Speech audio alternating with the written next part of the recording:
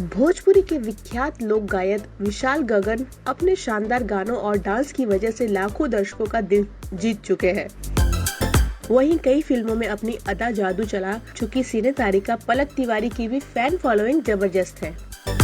अब विशाल गगन की बतौर हीरो और पलक तिवारी की बतौर हीरोइन की भोजपुरी फिल्म जॉन जानी जनार्दन शूटिंग शुरू हो चुकी है, जिसमें उनकी जोड़ी और केमिस्ट्री खूब धमाल मचाने वाली है।